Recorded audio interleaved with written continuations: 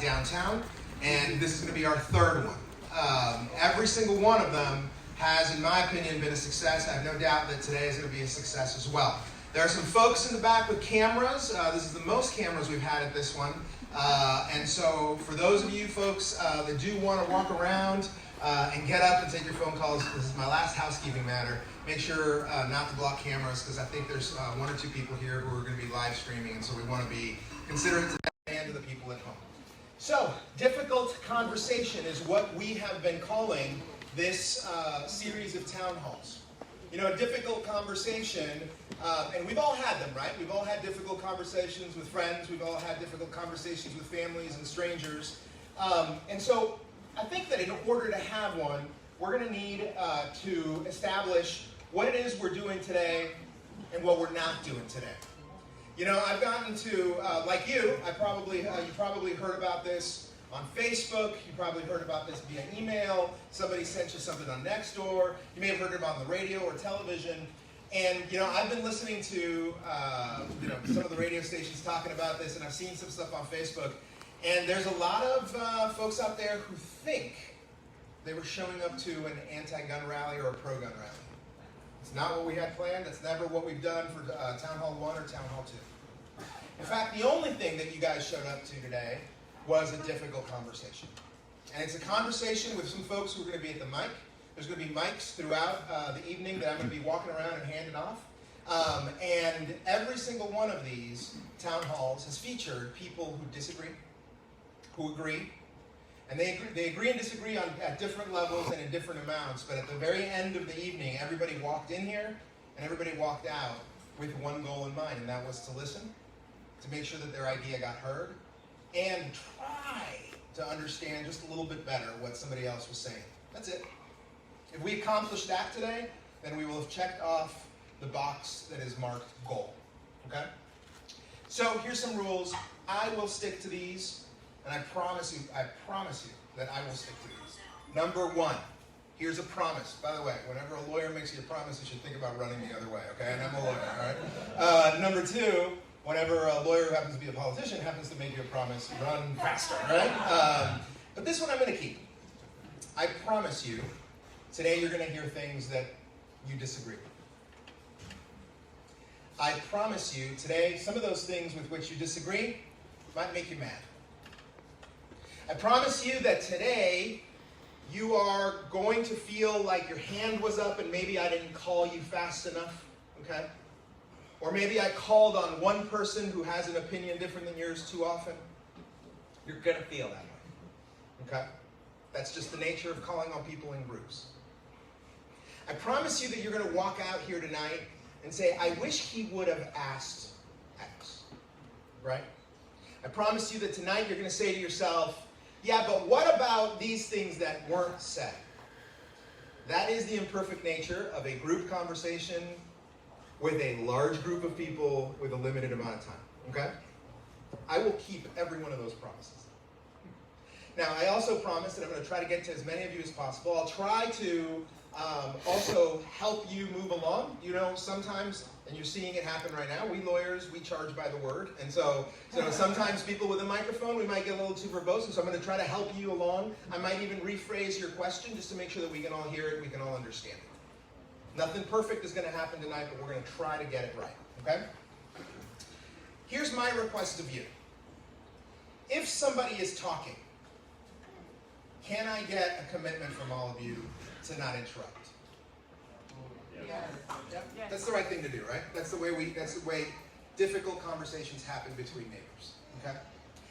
During our conversation, can I get a commitment from everybody in this room not to hurl epithets and ad hominems, but to really stick to the issue that we're talking about? Can I get a commitment from all of you? Yes. Great. Thank you for that. Guys, let's have a difficult conversation. So what I wanted to do is to show you just a few things, a few slides. And I got a friend in the room, MIHALSKI. I massacre your last name. How did I get it right? MIHALSKI. He's the CEO and owner of Sons of Liberty Gunworks. I appreciate you being here today, Mike. You're one of the guys who's been holding me most accountable online, and so I hope I got these right, okay? So what I'd like to do is start first by making sure that we all understand what it is we're talking about today. and how it is we got here. I will stick to these, and I promise you. All right, so there's a guy recording. So we have, for all of you that, you've got to be living under a rock if you didn't see El Paso. You have to be living under a rock if you didn't see Dayton and Midland, Odessa play out, or Sutherland Springs. I have to make a confession. For me, El Paso was different. Different because it was personal for me. A lot of you think that I'm from San Antonio, and I've been from San Antonio my whole life. I'm not. I'm from El Paso. I went to high school. I went to middle school there. And that day after the shooting, I just sat there all day long, and I was with my team really thinking long and hard about that one incident and why that one felt different to me than all the others. I feel kind of bad that it felt different to me. I feel guilty. And because I spent the whole day thinking about how I was going to word the text to my loved ones, my family members there, my friends who were there, the first responders in El Paso with whom I'm friends, people at City Hall who I knew were having probably the worst day of their lives. And, I wrote this text over and over again, and I kept deleting it and not sending it. Are you okay? Delete, delete, delete, delete. Okay, don't send that one. How are you? Delete, delete, don't send that one. By the way, again, remember, if I've got the gift for anything, it's talking a lot and writing a lot, right? And for the first time in my life, I had a difficult time forming a short text. Anyway, I started making phone calls and just letting people know I'm worried about you, I'm thinking about you, right? But as soon as I got back, I started telling my team I want to do something different, something meaningful, something authentic, something that's different than politicians or pundits or talking heads talking back and forth at each other, right? Instead of just the simple Facebook and the tweet from your politician friends who say, I send you my expressions of sympathy and my expressions of sadness and regret, and then we sit back and wait for the next mass shooting to happen. Isn't that the way it plays out every single time? And then people forget, and then the next mass shooting happens, and then here come all the tweets expressing sadness and regret, and then nothing ever comes after that expression. I told my team I want to do something.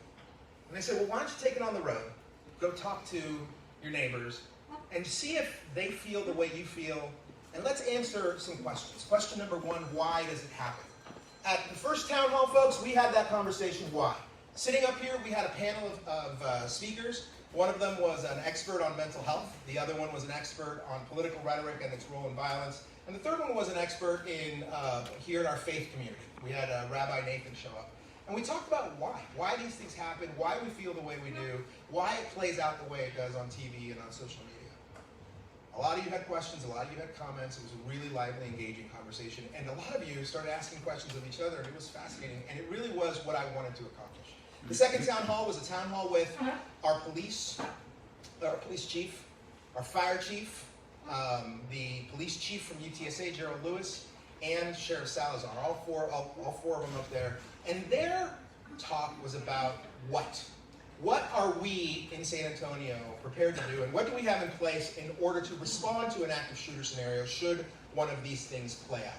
We talked about the equipment on fire trucks, the ballistic gear that firefighters now have to wear. We talked about whole blood, that, on-the-fly transfusions out in the scene. We had a fascinating conversation.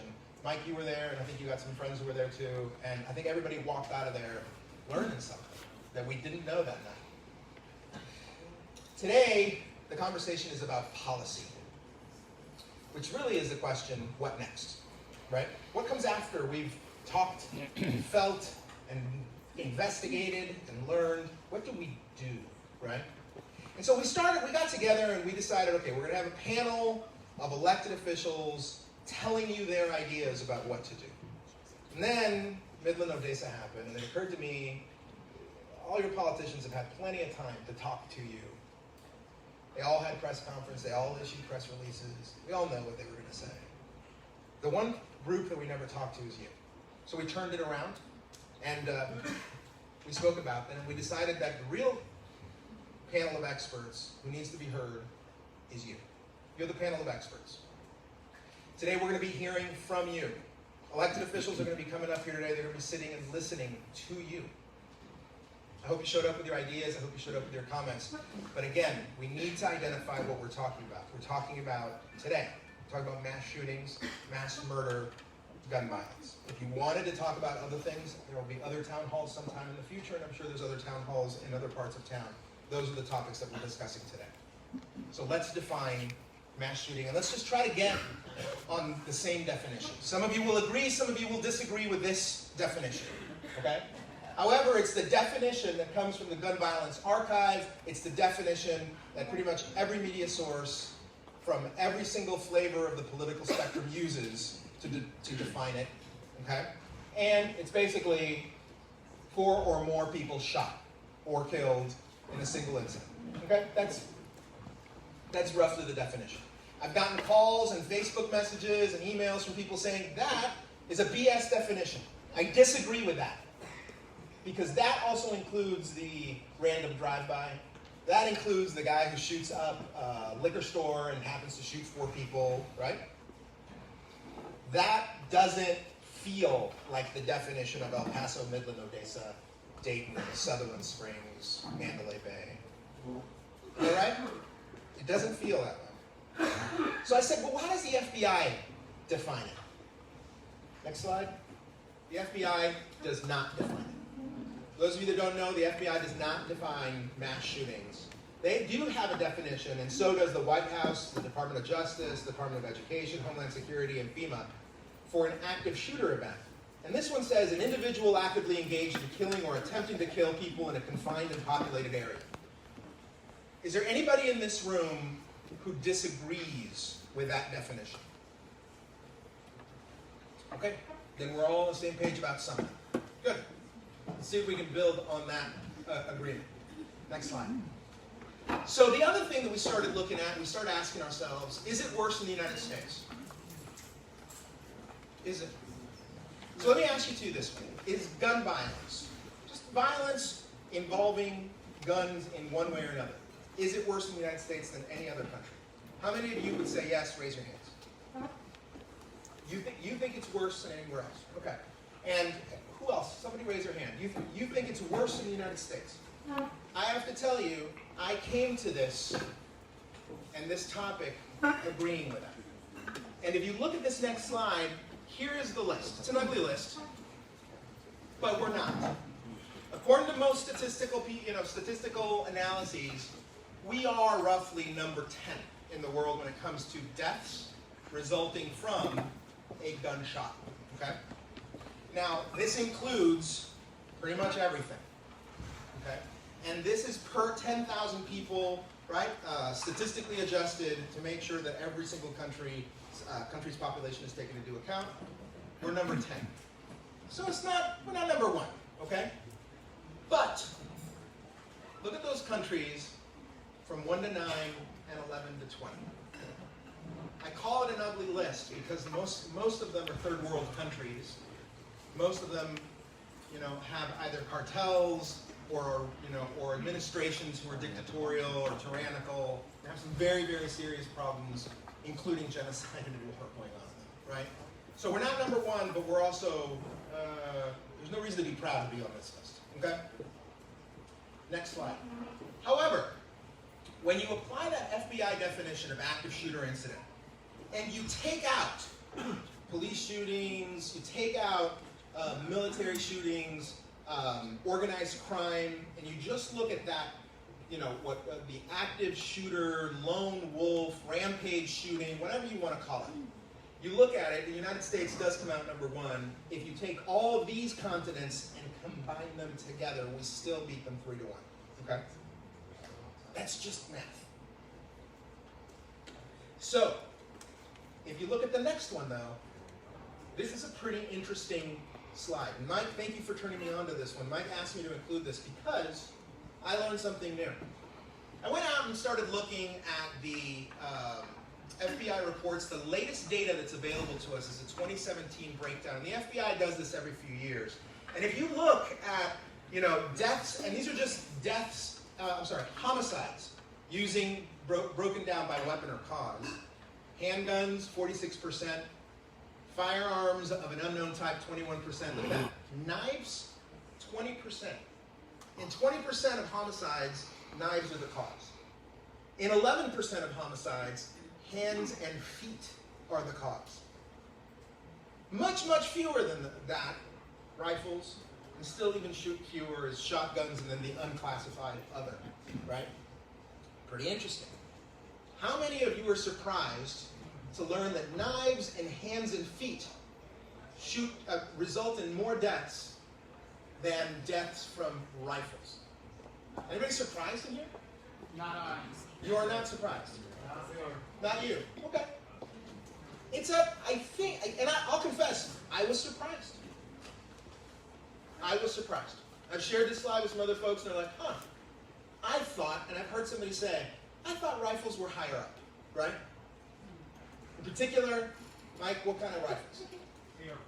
AR-15s, right? That's the rifle everybody likes to talk about. The AR-15 rifle is, in a lot of folks' minds, the AR-15 rifle is the rifle that has resulted in almost all these deaths. That's not true. Next slide. If you look at just the gun deaths, however, take all those deaths that I wrote up, or exclude knives, exclude feet, right? Exclude asphyxiation, exclude drowning, and you look at just gun deaths, here's another interesting fact that jumped out at me and really made me think. Suicides account for more than half of all gun-related deaths. Is anybody in this room surprised by that? Not I. Not you, sir. Why not? It's very clear that when you look at the data, that the suicide rate for the United States, by hanging, by other means, we have a large suicide problem. We do. That we do. There's a piece of that if you look and you study suicides, you will quickly find the number that associates with those gun deaths. If you look at the tiny green and yellow sliver, for those of you that can't see all the way up here, those are shootings involving law enforcement, and the other ones are accidental or unknown. All the other in dark blue, that's homicides. I'm showing you these slides that really contradict a lot of assumptions that we hear out there because I want to be completely honest with you. It's really easy to go out there and say the number one cause of death, when a gun is involved, is a homicide. But it's just not true. It's a suicide.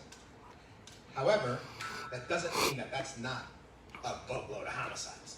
That's a lot. And that's a lot of suicides. Yes, sir? If you take out gang violence homicide, the number's minuscule. If you take out gang violence homicide, the number is minuscule. Okay. And you know what? I'm going to assume you're right. Okay? I don't know, but I'm going to assume you're right. Can anybody here tell me whether or not the survivors of a shooting care whether or not it was gang-related or not when they're in the ambulance or when they got to bury their kid or anything like that? I mean, that's right. I mean, at the end of the day, homicide is homicide whether or not it was gang-related or not. And so I'm pushing back on you just to elicit the conversation. Why is that important to you and why mention it? Because a lot of gang violence, they shouldn't have a gun in the first place. Okay. They're a felon with a gun. Okay. A youngster with a handgun. They're between the age of 12 and 16. And they're shooting each other. Okay, got it. And gun owners are getting blamed for this is getting lumped in with the AR-15 and handguns and suicide. Got it. It really shouldn't be. Good. Thanks for that comment. You had your hand up? All right, so spent about 10 years. 10 years. In New York City. Okay. All right, same neighborhood where Spike Lee set and shot the movie Do the Right Thing. Mm-hmm. I would go to bed to the sound of gunshots, which is really ironic considering New York City is a gun-free city, and there's also at the time the policy of stop and frisk. So there's a highest amount of probability anywhere around the world for illegal guns that were meant to do nothing but harm to be found out. It was in my neighborhood. Okay. All right. Most, if not all, of the murders that I knew about that pop up around, or from cops getting murdered in that Section 8 housing, would be gang criminals exacting business practices. That's pretty much all that I can say about it. Okay. And so for a while, living in New York City at the beginning, I maintained my anti-gun position because I figured, that's not my racket. I don't care. It doesn't really have to do with me. You know, lo and behold, it came around when we're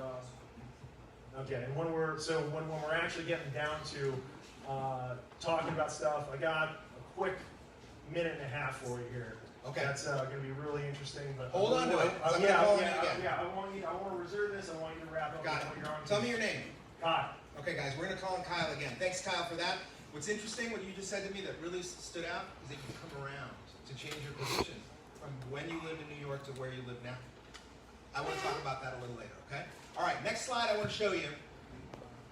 I already went through this, so let me jump ahead. So now I'm going to invite our elected officials and or their reps up to the table. Ray Lopez, your state rep, is here. Ray, come on up. Thanks so much. Help me welcome Ray. We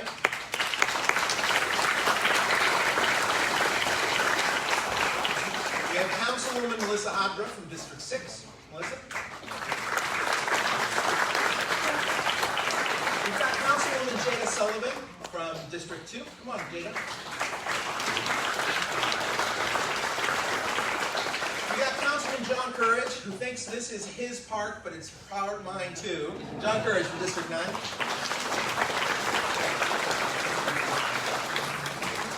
We've also got Mayor of San Antonio, Ron Nero. Come on up, Ron.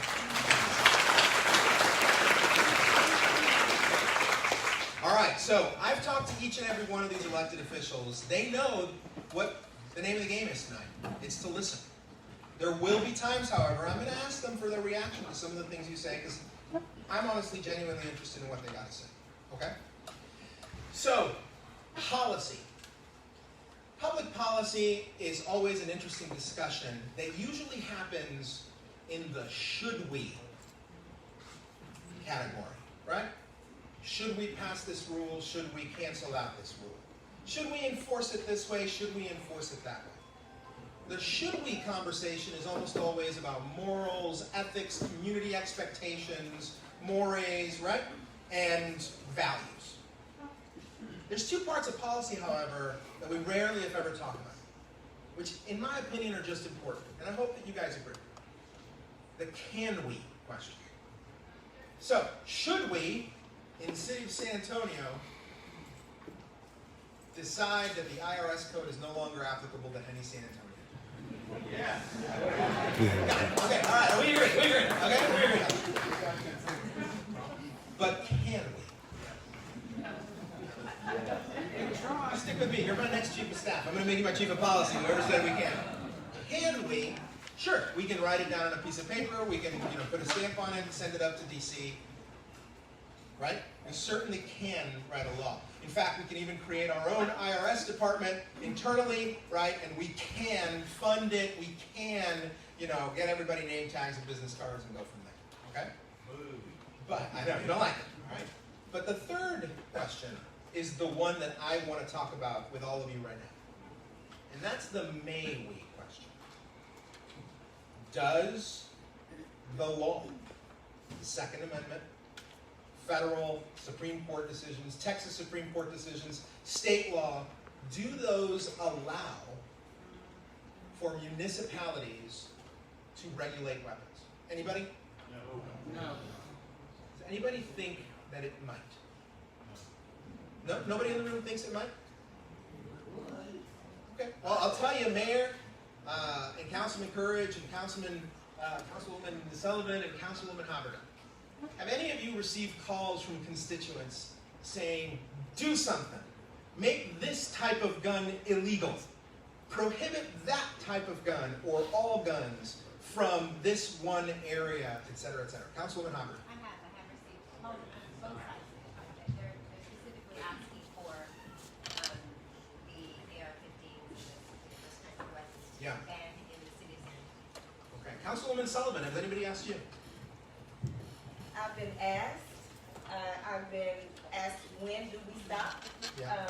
We have a significant reason in our district to look at what we can do, but then we know that we as a city are very limited. And what I tell them is, it comes with us making one step first. All right, so hold that there, because I want you to meet I've mentioned him a couple of times. Mike, you want to stand up, please? And we're going to get you a mic. Where's Mike's microphone? Mike, you're one of the most knowledgeable people on this topic that I've ever gotten to meet. You're a bit intense. I want to recommend Diet Coke without caffeine. No more caffeine for Mike, okay?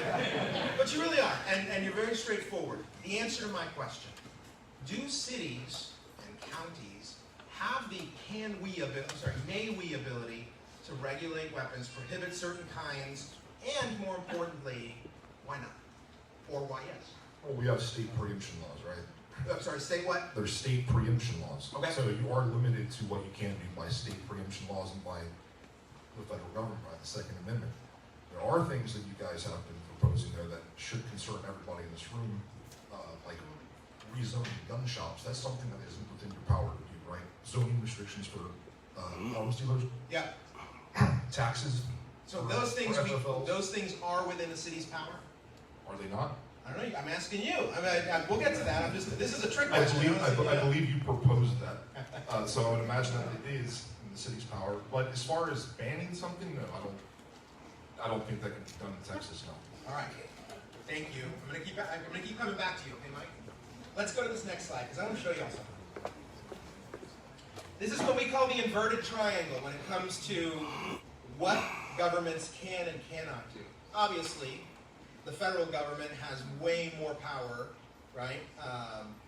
Because of its, Commerce Clause powers and its taxing authority, its police powers, et cetera, to be able to regulate a lot more things than the state government can.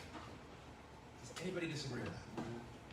You disagree that the federal government has more power than the state government to regulate things? I think your local government has more power to enact, change in effect on the local citizenry than the federal government does. As a citizen, the rules that they make really don't affect me much, right? Okay. I don't respond to a king. It's you guys that we look to.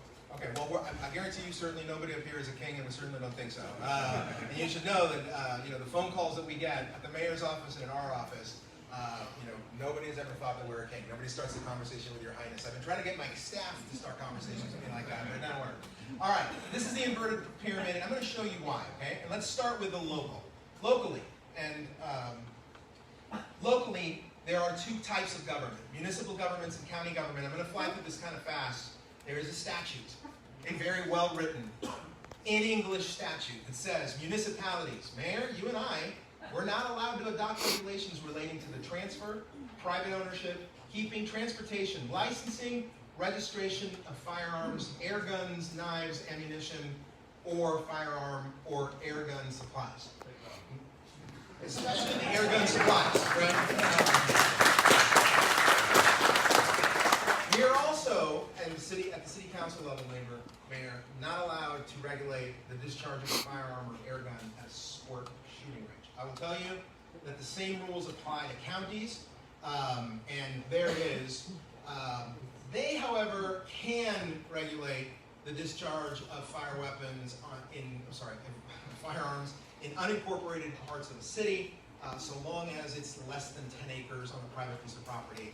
And so I guess I guess that basically means neighborhoods outside the city limits. Okay? Mayor, you know about this? That the city of San Antonio can't do all those things, and how do you react to that? Well, we pay attention to the law. Local government code, I think that's 229. Yep.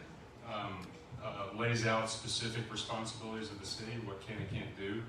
I don't know the gentleman's name back there that answered the previous question, but the reason why there is a Bill of Rights is it sets boundaries for governments below us, even the federal government, from which we can infringe. But there are opportunities granted to us as a public to decide where those boundaries are. And that's been tested over time in courts. I think one of the things that you're seeing right now with regard to why we're getting these phone calls is that we keep seeing people die. And there are common sense things that have been discussed at the state level that some state leaders have simply not acted upon, not even taken up the conversation. So what happens is, because there is the view that, yes, we see you in the grocery store, we see you in traffic, we get your phone calls, we see you at the door, we come to your door, If something's not being addressed at the state level or federal level, guess who's going to get the phone call? Me and my colleagues. Doesn't mean we can do it. I have phone calls sometimes that from folks that think we already banned something when we don't even have the authority to do that. But the point of all of this is that, thank you, Manny, for having this town hall. This is a conversation that we need to have because it's not happening anywhere else. Ray, State Rep Lopez, you were at one point a city councilman. Now that you're up there in the state and spend a lot of time in Austin, were you aware of this statute? And is this something y'all talk about often when you guys meet? No, I never had an opportunity to review the statute. I knew vaguely what it stood for. Unfortunately, the vast majority of the calls that we got on a daily basis was stray dogs, dead dogs, didn't pick up my trash, somebody's parked in my spot, and a lot of those kinds of things that we spend a lot of our time in. That's what they ask us to do. Yeah. And we are out there responding to it. Unfortunately, some of the things that are life and death affecting oftentimes aren't the calls that we get, and we wind up finding other reasons to occupy our day as opposed to trying to sort through some of the regulatory mess that's out there and try to find a good path forward. I've had a conversation as early as today where folks were saying, you know, if you just enforce the laws that are in the books, you guys would be in pretty good shape. And coming to think about it, that's exactly, you know, the direction we need to take. As a government, what we need to do is say, municipalities or whatever other entities are out there that have to enforce these state laws, then we need to, as well as a state agency, say, and here's the funding and the mechanism by which you're going to do it, and then here's how we're going to come back and we're going to expend effort to make sure that you're doing it. We're going to measure it. We're going to see that there's results. If the results are good, we're going to increase it. If the results are bad, we're going to change it. We don't take the time to do that, but we spend all our time worrying about the loose dog and the trash can that didn't get picked up, The pothole. that didn't get filled. And while those are important, no question about it, I have a wobble in the tire because of one of those potholes. Maybe I'll talk about it later. But the reality of it is we seem to only get slapped up on the face when we hear Sutherland Springs, Odessa, El Paso, and things and things of that nature. And by God, now, when we hear those things, Manny, we do go back and take a look. All We right. are starting to be more diligent. Well, then let's take a look at what the state can and can't do. Here it is. I went and, I put my law license to work, and I went and I categorized every single one of the things that states have authority to do. I will tell you this is a non-exhaustive list. It's an imperfect list because PowerPoint slides can only get so small. Okay, so for those of you that have bad eyes like I do, I'm a little closer. The state has the authority to regulate in some ways ammunition.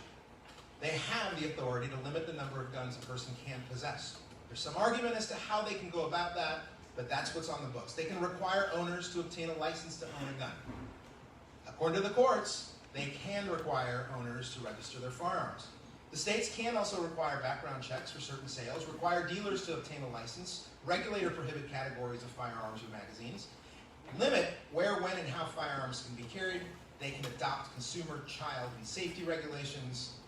They can regulate gun shows or not regulate them if they so choose. And that last one will be a surprise until our screen gets back up and running. For those of you that saw those in blue, Mike, you're my expert on some of this. Is it fair to say that those that I highlighted in blue is Texas does not do? They basically say whatever the feds say, we'll go with that, but we're not going to do, Texas background checks, or we're not going to obligate Mike to get a license to manufacture. Is that about right? Apparently now we don't have to have a license to manufacture too. Yep. Right. So I know, and remember when I told you guys you're going to see things today with which you disagree. But do we at least have an agreement that this nonsense, right, has been carved out by the courts and the federal government and been given as part of the state police power for them to do? And Texas has chosen not to. Do you have a disagreement with what I just said? States like California, New York have absolutely. Because they have that power. They think they have that power, so they exercise it. All right? Until we challenge that Supreme Court. Okay. What Texas does do is Texas does limit when, where, how firearms can be carried, adopt a consumer and child safety regulation, And they do prosecute and investigate gun-related crimes. Mr. Courage, does this list behind you, particularly all the things that are, did they surprise you? Did you know that? How do you react to that? Because I have a feeling a lot of your constituents, like mine, think that these are things that you and I could do at City Council, right? And probably have no idea that it's things that we don't have the power to do and that we really look to the state to do or not do. No, I agree with you wholeheartedly. People don't understand the limitations that local government has. They don't understand that these laws could exist in the state of Texas, but they don't. And so it's really amazing when people say, well, if we just enforce the laws on the books. Well, there's practically no laws on the books. What laws are you reading? All right, okay. Say, John, you hit a nerve. I don't know if you noticed that. Okay, all right, good, that's fair. All right, next one. I want to show you guys the long list. And Mayor, this is for you. Take a look at this long list. Way too long to read for you, but of the thousands and thousands of laws in the United States, the ones that are shared in every single state are the federal ones. They have to observe those first. Look at this list. Does anybody disagree that these are the things that the federal government does in terms of regulations and laws? So, for example, There's so many floods here. The federal government has regulations regarding ammunition. Does the federal government have regulations regarding ammunition? Mike? Yeah, they do. Does the federal government have regulations regarding open carry in federal parks?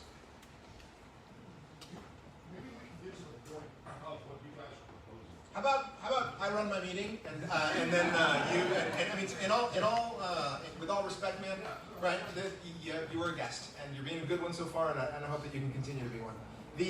What I want is to point out that the federal government touches upon every single one of these topics. Okay, Mayor, have you ever seen? I mean, are you familiar with the scope and breadth of what the federal government can do? Obviously not. Read it verbatim without looking at it? No. Yeah. Have you ever seen a list of what the federal government can do and can't do? I've seen a list of what the federal government cannot do. It's in the Okay. Bill of Rights. Yeah.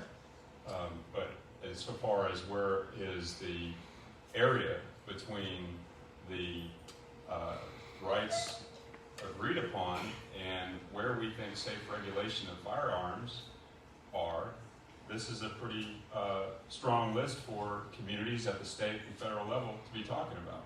Right. Mayor, up there, I'm going to tell you, I'm a gun owner. I own multiple guns. And I'm going to tell you right now, I own rifles. Mike, you and I have talked about you helping me outfit my AR-15. I own one. I inherited it. Well, that's a very, very long story for a later day. I own pistols, Mayor. I own a shotgun. I'm a very, very bad shot with my shotgun, but I like to go out and do trap and seek. I own an old gun that I inherited. We've heard recently that there's some council members who are proposing a gun buyback.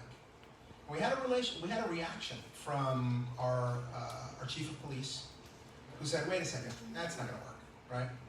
Those are two different leaders from the city, right, with very similar letterheads, saying two different things.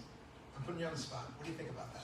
No, I think we have the wrong expectations if we think a voluntary gun buyback, which it is, it's a voluntary gun buyback program.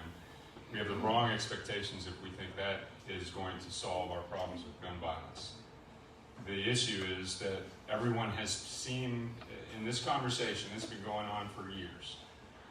Every time there's a mass shooting, every time there's an innocent life taken by gun violence, we immediately go to what can we do to keep from that happening ever again? Is it to take away people's guns? Is it to make sure that people who shouldn't have guns don't get them? Is it to do this or is it to do that? And if we're looking for the one thing that we can do, we're never going to find it.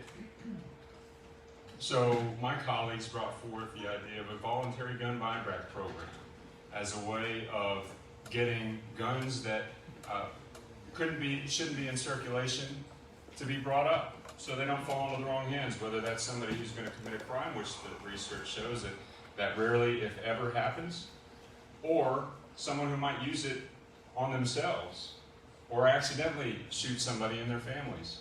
In my perspective, getting that gun out of the hands of somebody it shouldn't be into is a good idea, especially if we're not using taxpayer dollars to do it. Councilwoman Havertz, what do you think? Thank you. I'm going to preface my comments by saying I'm a Texas girl. I'm also a gun owner, right? Born and raised in Texas. I'm not sure you can be a citizen of Texas without at least shooting a gun at one point in your life. And I, respectfully to my colleagues, I don't think that the gun buyback program is going to do really what it's intended to do. I appreciate the sentiment, and I'm here tonight really to listen, but I have to just make the comment that I don't know what the answer is, but I know that I am, I'm happy that we have the gun laws that we have, and I want to promote responsible gun ownership. I just don't want to limit it too much. And I don't think anybody's gonna take my guns away. I'm not that guy, right? But I just am a little concerned about how far we can go, and not just. Not obviously there's not a lot we can do locally, but as a state, as a country, until we really just get people just up in arms about it. No pun intended. But I really, that's my concern, and I don't have the answer. I don't, again, respectfully to you guys, I don't think that the gun buyback is going to do a lot for us. I practice criminal law. I deal with people day to day that illegally own guns, and even through the court system, you have to turn your gun in when you've been arrested. So I know our laws are imperfect, but I really would like to hear tonight, from you guys, what you propose. So, and I'm sorry to take over, but also I have to leave at 7, so I don't. Okay, you got it. So if she sneaks out, please forgive her. So why don't we do this? We promised we'd get to Kyle. Kyle, what do you think? Not me. All right. This goes really quick. It's 2 pages, but it's also double spaced, all right? That doesn't sound quick. So, first of all, thank you everybody for affording all of us this opportunity to express our ideas on this absolutely egregious problem that we face, right? So, everyone in this room, we're all on board that with our opinions of mass shootings, it's completely unacceptable, and the big question in our minds, together, on either side of this issue, is how do we keep deadly weapons of any kind out of the hands of someone who is psychologically ill, all right? And we just have different roads to get there. Personally, a few short years ago, I would have been blaming guns. I would have been in here demanding that nothing gets sold. We do a complete prohibition on the Second Amendment here and anywhere else. Right? So, long story short, after living in New York City, in the gun-free zone for coming up on 10 years there, I had to admit the difference between my expectations of reality and what the real world was. All right?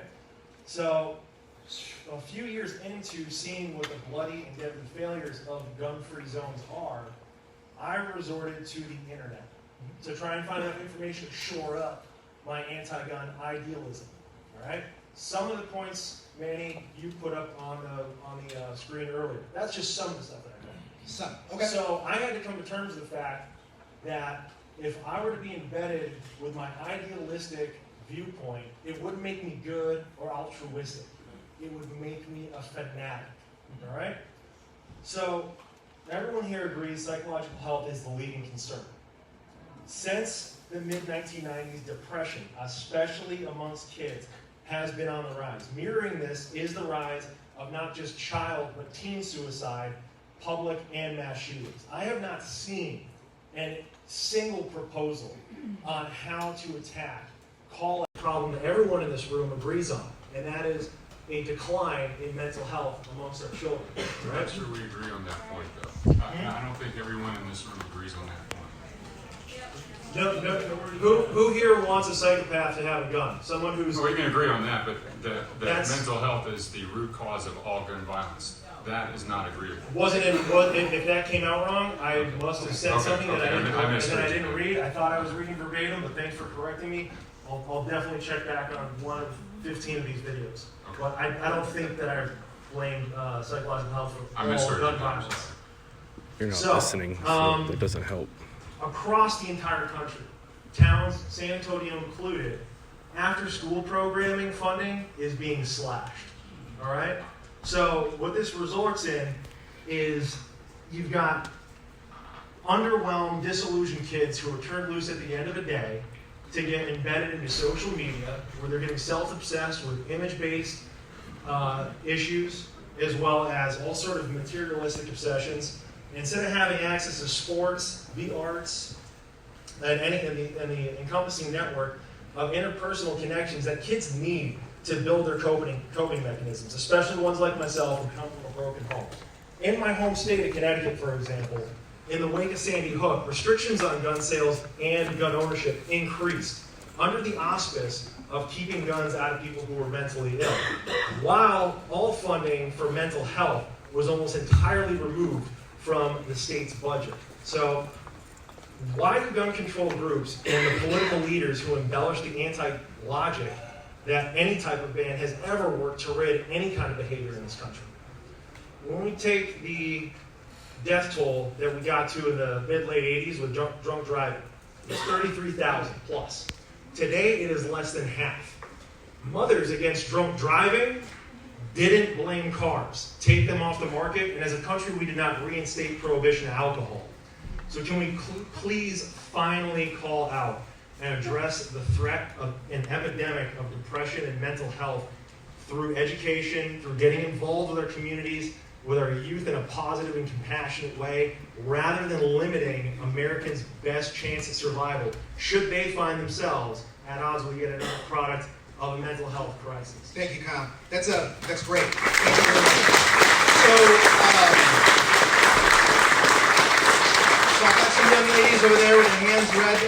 Bo, why don't you go get ready to give somebody a mic? But in the meantime, you know, that's kind of laid at your feet, State Rep Lopez. Mental health, right? We've heard the governor talk a lot lately about mental health. We saw some executive orders come out. How do you respond to Kyle's points? They're not bad points. No, they're not, and I agree with you wholeheartedly.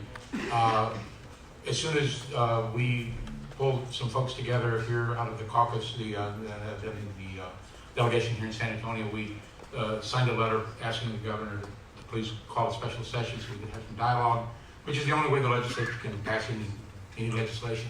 Inside that request was really a list of things that he could, as he would, when he calls a special session, direct us to address mental health issues, and educational components of what we need to address was on that list. Earlier I said we have a lot of laws on the books already, we need to enforce them, there's no question. And as a state, we need to encourage municipalities to enforce them, and we need to give them funded mandates, not unfunded mandates, not demand that they do something, and enforce a law that the state puts on, and then give them the resource to do it. Because that's typically what happens, knowing all sides of the unfunded mandate issue. So I think as a state, we need to be able to belly up to the bar and say, hey, listen, we're going to expect these laws to be passed, we're going to expect, and here's the funding and resources by which to do it. There are other laws that I think need to be addressed, other components of the law. Mental health is one of them. What I did, and I won't bore you with it, I'll be glad to share it with you later, but I brought a list of the things that we submitted last session to try to get passed. There's nothing here earth-shattering, nobody's knocking down doors and taking guns, but it is talking about how we go about incorporating education, how we go about identifying mental health issues, and then other things. I mean, there are databases out there that are easy to get a hold of. I mean, we all use anecdotally the example that says, I mean, if you're on the TSA no-fly list, that database doesn't get checked if you go get a gun. Is that correct? That's my understanding of it. And it could easily be done. So there are little things of databases that could be checked. Is any of that going to solve the problem overnight? And the answer is, of course not. But all of those collectively might make a difference. So there was a whole litany of things that we submitted. And mental health, identification, education was certainly some of it. Thank you, sir. Let me jump to Councilwoman Sullivan. Councilwoman Sullivan, 20 veterans, at least 20 veterans commit suicide every single day. By the end of the day, at least 20 men and women who were in uniform will have killed themselves. We know that the majority of suicides are happening with, weapons, but regardless of that, mental health clearly has something to do with this problem. How do you see that play out in your community, and is that a conversation that you've been having with your constituents? It's a conversation I had at home first. My husband, or my late husband, was a veteran, a Navy veteran. I myself am an Army veteran. Domestic violence played a huge key, but his mental health played a larger factor. We had weapons, which I myself am licensed to carry, and having that weapon in the home made it more accessible for him to have that weapon and then take us and my son at gunpoint before he killed himself. 2 weeks before that, he had gone to the VA.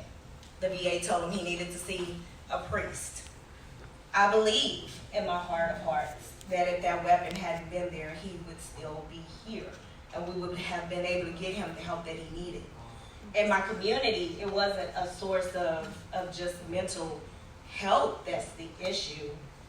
It is the source of having our youth that are too loose and available to go do things in the streets.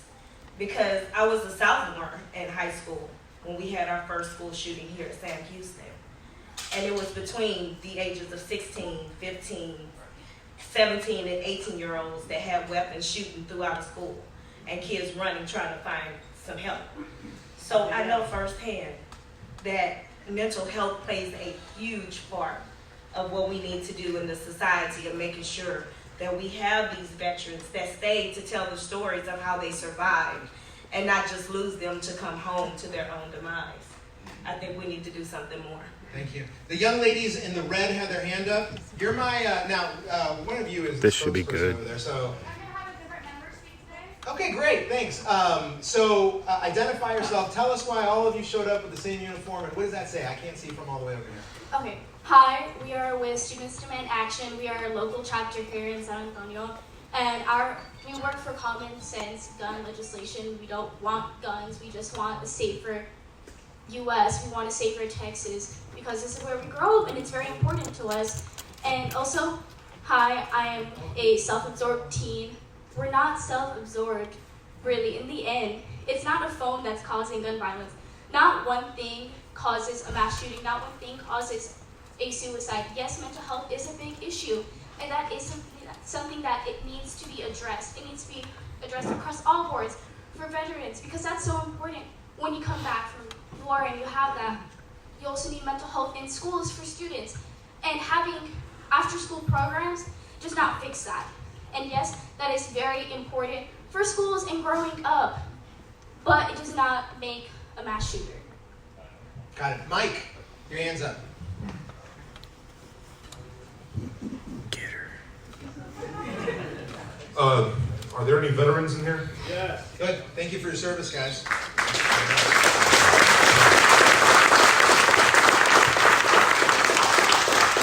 Unfortunately, I think all of us have lost people we know to suicide. It's a pretty big problem. My question is why has this conversation become so dishonest that we lump suicide in with gun violence? The question I have is, so people that kill themselves with a gun account for about half of the people that kill themselves. But you would question my sanity if I was up here talking about bridge violence, or belt violence, or pill violence, right? But we lump these numbers in, we add them to the total for gun violence. The only thing you can really assume about a person who shoots themselves is that they were pretty committed to die. Okay?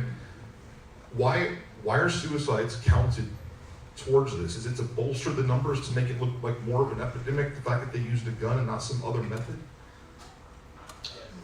Fair question. I think I know a person in the room who might do a good job at attempting to answer it, and you may or may not like the answer, but we're going to give her a chance, okay, Mike? Sure. She's sitting right behind you in the very, very pink jacket. Thank you. I'm 5 feet tall. It's really hard for people to see me sometimes. At any rate, so one, I had a small correction in regards to the preemption law. Okay. As everyone, or some of us know, this past session, the 86th House Bill 3231 passed, and that particular preemption bill makes it so that municipalities and city governments cannot, sorry, my words are, they can't affect zoning of any gun dealers. So, and it's specific only to firearms. So with the suicide, and actually Mike, you and I know each other from a panel. But at any rate, with suicide, 89% of gun suicides are fatal. They result in fatality. Gun suicides make up for over 50% of all suicides. When we talk about fatality in suicide attempts, this is the real number. 86% of people who attempt suicide by any means other than guns will survive. 75% of people who survive their first attempt at suicide will go on to live out the rest of their natural lives. So when we talk about gun suicide, we talk about it as gun violence because of the fact that access to the gun, that the most lethal means of suicide, is a big differentiator. And that's something that does need to be addressed. Okay. And so, I mean, this is an access question. Like many of the other things that we're talking about tonight, these are all access questions. Wonderful. Thank you for that. The gentleman with his hand up back here, we're going to get to him next, but in the meantime, John Courage, how do you react to that? On the one hand, Mike is telling us, look, I think it's unfair to even mention guns in the suicide problem. Suicide is a suicide problem, not a gun problem. Mike, did I say that correctly? No, why we're counting suicides as gun violence? Right. Well, why are we counting suicides? And on the other hand, we're hearing from this nice lady in the pink telling us, well, look, there's solid numbers showing that the majority of suicides happen with a gun and a bullet. Well, how do you react to that? I don't know how you can't call suicide a violent act. It may be a self-inflicted violent act, but it is a violent act. But so often it includes other family members. It's not just the person who kills themselves, but oftentimes it's other people in that family who are shot, and maybe they don't die, maybe they live through it. So it is a violent act. But it's part of the whole picture of gun violence, whether it's because you have a mass shooter or whether it's because you have an individual come up and rob somebody on the street. It's still violent, and guns are a main perpetrator of those acts. And one of the things that we're proposing is a voluntary gun buyback. And I would imagine that most of the people in this room, maybe not all, but most of the people in this room would probably agree with me that if we buy a gun and we destroy that gun, or we buy 10 guns, or 50 guns, or 100 guns, or 500 guns, not one of those guns that we buy back will kill anybody, or will create a crime, or will allow someone to shoot themselves. And so I would say that what we are doing is a matter of public safety that will save lives. All right, so guys, remember the promise that we made each other? I'm keeping my promise. We're going to move along, and I'm going to ask the gentleman who had his hand up to go. But in the meantime, while he's getting up and preparing his question, this has been up here for a little while to ask you guys to prepare, because we're going to be jumping in next to the electronic phone component of it. We'll still be taking questions throughout, okay? But everybody make sure to take your phones out and do this, all right? Yes, sir, you had a question. So earlier one of the slides said that you were saying that the state could possibly limit the number of firearms that an individual could. No, sir, I'm saying that the state has that power carved out depending on how they go about doing it, but there's court decisions out there that say, that regulatory power is in the state's hand. Whether the state chooses to or how they go about doing it, that'll be tested in the Supreme Court or any other court like Mike suggested. Okay, I just wanted more of a definition on that. Okay. You had brought it up saying that it was. Yeah, thank you. Okay, lady in the flower dress behind you, and then who needs help signing up? Anybody need help signing up? You guys need help signing up over here? Okay, all right, go ahead, ma'am. Yes, I'd like to piggyback off what the gentleman in the front said. I'm also a veteran, retired military police officer, combat veteran. And like many of you that have been to combat, we've come back with issues of depression, possible suicide thoughts. But I would like to stop the conversation that suicides in the military and gun violence. We have got to stop this. It's putting a stigma on us. Yeah. Okay? It's causing issues that then transpose to an opioid crisis and us trying to get our medication. It just keeps piggybacking off to the next. Amen? Yes. Okay? I have these issues at the VA. because they keep trying to push all of these national issues onto the veterans. I promise you, if someone wants to take their life, if a veteran wants to take their life, they will find a way. They don't need a gun. Amen? Amen. Okay, so some of you are already signed in. For our participants who've never done this before, we have a system we call Mentimeter, and this allows us to ask each and every one of you a question, and each and every one of you to register. This is our first test slide. One of you thinks he or she is at UTSA.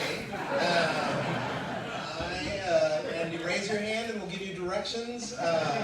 Otherwise, welcome to the surprise town hall, okay? Okay, so what I'm going to ask you guys is to sign in, and our friends who are sitting there with the mics in front of them, you're invited to sign in too.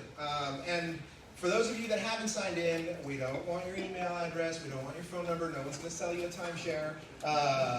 This is all anonymous data that we're collecting, okay? I saw this gentleman right there with you, sir. You had your hand up. Speak up. So you're talking about this gun buyback program, right? And the chief has stated that he thinks it's a waste of time, which I agree with. I think we all agree that most guns used in crimes are either stolen or they were given from somebody that stole them. Instead of a buyback program, why don't you do vouchers that are good towards purchasing safes, purchasing something that keeps guns locked up in the house? That would go a lot further in guns being stolen, children getting a hold of them. I like that idea. And so I'll be running for mayor. Councilwoman Sullivan, what do you think? That is exactly the next part of what we are proposing. That is not something we are leaving off the table. And matter of fact, that is one of the main things, is to make sure that if you are turning in something that you don't want, not something that you want, but do you have a lock for the one that you have? Do you have a safe? Do you know exactly how to use it? It's an educational piece. We're not just asking you to give us your guns. We just don't want you to do that. We want to find out what is it that we can do to make sure that what you have is safe enough to have at the home. So if you need those locks, we want to make sure that we have that investment piece as well. We're not just asking for people to let go, because I'm not letting go of mine. And I refuse to. But I know how to lock it up. I know how to keep it in a safe. Okay. And even after all I've been through, I still have it. All right, so I'm going to ask this gentleman a question, but in the meantime, I want you guys to keep working on this. And it looks like, Greg, it looks like there's two people watching the broadcast from Taco Cabana. Okay, sir.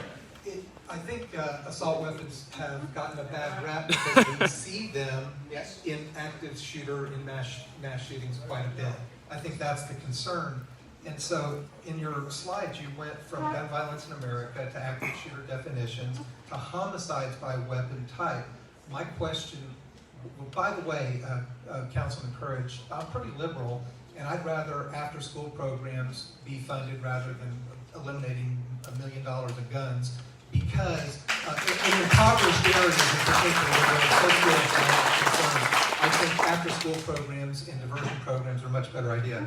But my question is, are there statistics regarding mass shootings, active whatever shooter shootings relating by assault weapon or by gun type? I would imagine it's pretty high towards assault weapon.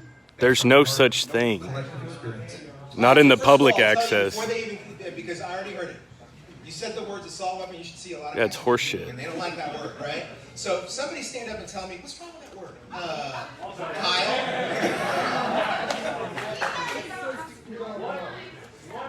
What you use an inanimate object for is between you and that inanimate object. Assault weapon means about as much to me as fat lost spoon.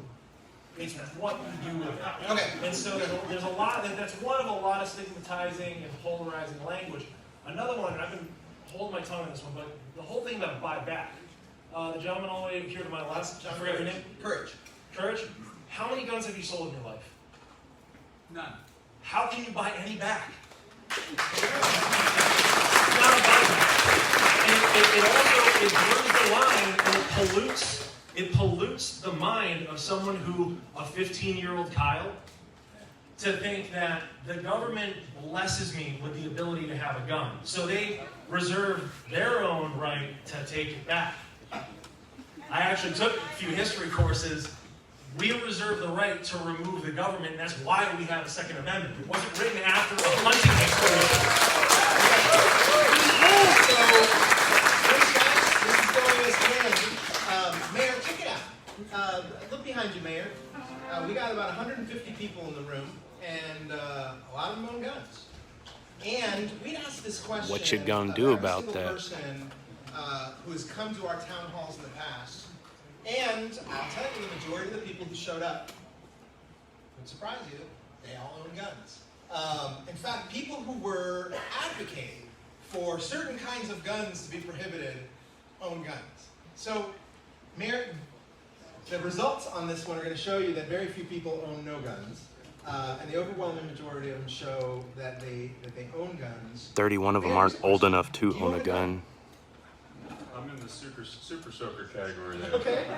Yeah, I could have smelled Why that. don't you own a gun there? Because it's not necessary for my life. Okay.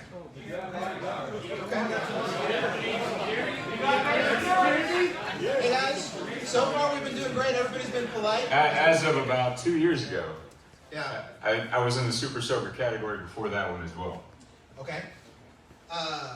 Mr. Lopez, you got a gun? Yeah, I've got a shotgun, like hunt birds. You hunt birds. Why do you not have a handgun?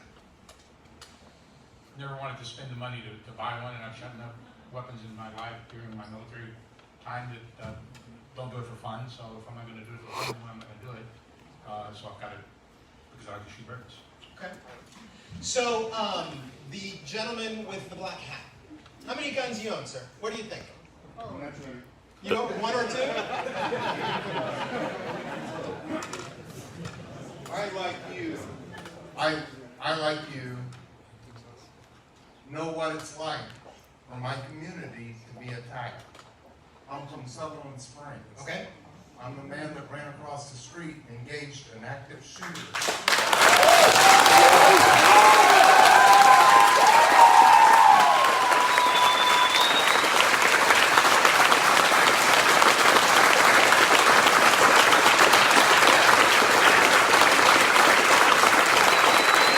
You know that you're going to be doing a lot of selfies after this, right? I understand if you desire not to own a gun. But as for me, I'll protect my family. I'll protect my friends. I'll protect my neighbors. I'll protect my community. And I'll protect innocents everywhere I can. I am, like all these officers around here know, I'm a sheepdog, just like they are. Colonel Grossman said there are three kinds of people in this world. There's sheep, there's sheepdogs, and there's wolves in this world. Okay? And a lot of times, the sheep look at the sheepdog and say, what's so much different about that sheepdog? He's barking in my ear, he's got fangs and claws, just like the wolf. Why can't we just take his fangs and claws away? But if they do that, when the wolf comes, he's just another sheepdog, or just another sheep. As a law-abiding citizen, I own guns. I compete with guns. I have coached and taught youth clubs how to shoot. I shoot multiple bowling pins quickly and move, and I understand it. And I have trained with law enforcement and people around me. And as a American citizen, we have the right. The Second Amendment keeps that in our hands to be able to protect ourselves and our communities and even our nation if we need to. Thank you for that. That's very important.